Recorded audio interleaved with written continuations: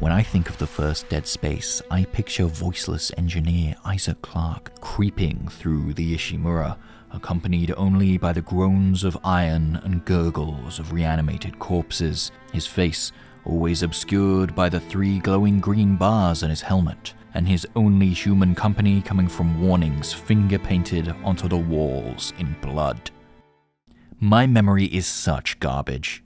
I recently played the first few chapters of the upcoming Dead Space remake, and as Isaac arrived on the Ishimura, helmet off, standing among the crew of an emergency repair ship, I wondered why Motive Studio would so brazenly defy the lonely mood of the original. My first hint that I was the one that was wrong came whilst talking to another player about the gross eyeball scene we'd both been bracing for. He realized before me that the scene we were thinking of happened in Dead Space 2, a sign of things to come.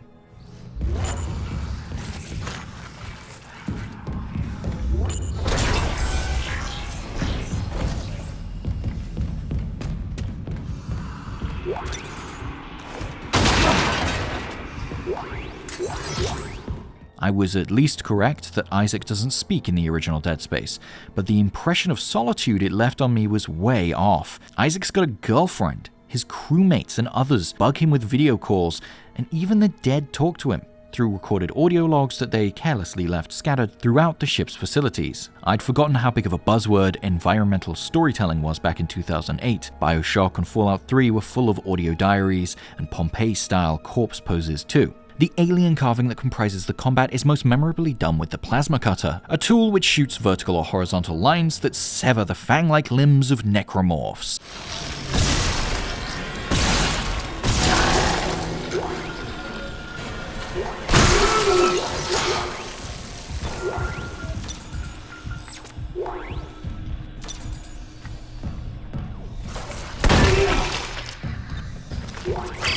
Isaac, what's your status? Do you have the captain's rig? Fuck me! Ugh. Transmitting code sound. I saw it, Hammond. A flying one turned the captain's body into another one of those things. Same looking damage. God!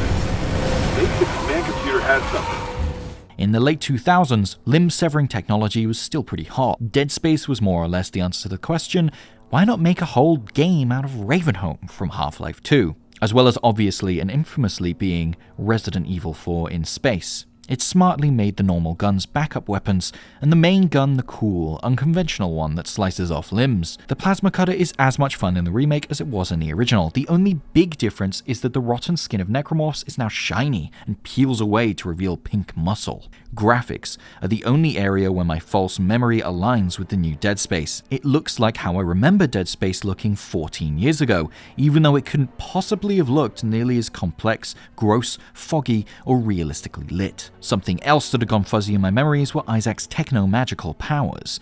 Dead Space has more parallels with BioShock than I recalled. The telekinesis ability has a lot more of a focus on chucking spear-shaped debris at necromorphs that's taken from Dead Space 2. You can pin them to the walls like the nail gun in Fear. The kinesis and stasis abilities are a lot more artificial feeling than I remember in Puzzles, which is a sad holdover from the original game. The remake appears to leave the important physics puzzles roughly as is, but it adds one interesting elaboration. Some rooms contain fuse boxes that allow you to power up systems so long as you're willing to power other systems down. You can turn on an elevator at the expense of turning off the lights, for example. I'm told that later in the game you'll have to depressurize areas of the Ishimura or turn off the gravity, which could have really fun consequences.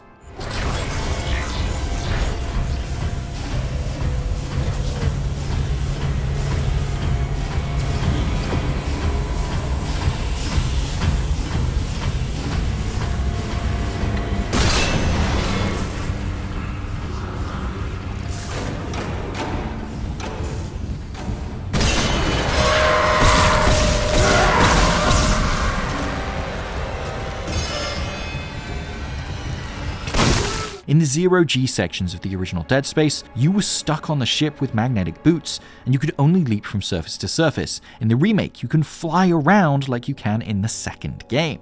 And it's fun to track leaping necromorphs as they zoom through space. You can use this ability to help you explore this version of the Ishimura from front to back, which can all be done without any loading. We're not sure yet if it's a semi-open world kind of deal, but the developers have described it as one shot, another thing borrowed from the second game, which did the one-take gimmick years before the likes of God of War.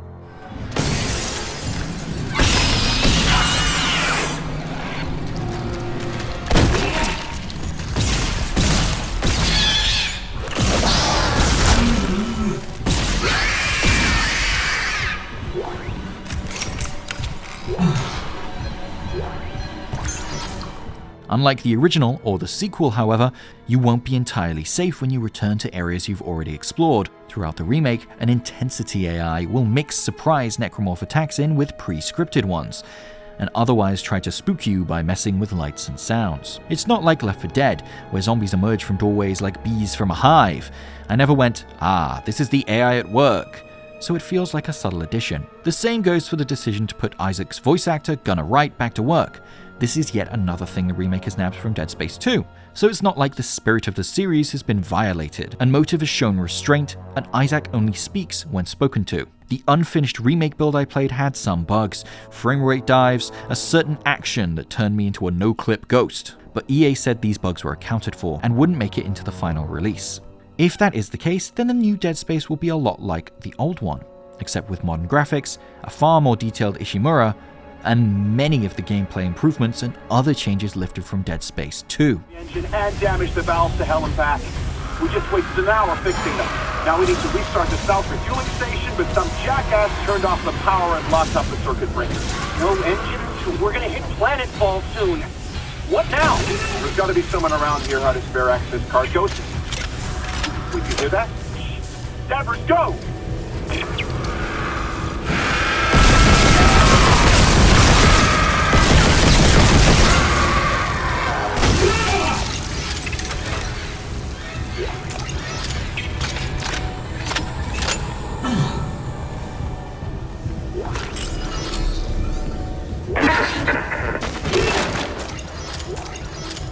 Isaac. Damn it. Daniels? You made it. Thank God. After the bridge, we thought... Glad to disappoint. I barricaded myself in the computer core. I can hear them, but I don't think they know I'm here. Isaac, I tracked down your rig. You're in engineering, right? I'll get myself admin privileges. Maybe I can help. There are some new puzzles and new surprise scares from the Intensity AI, but nothing that drastically alters the original sequence of events. I struggle to think of a better way to remake a recent classic like Dead Space. I also wonder if $60 will be a hard sell for a rebuilt 2008 horror game, but the Resident Evil 2 remake seemed to be popular, so maybe the time is right to bring back the landmarks in the survival horror genre.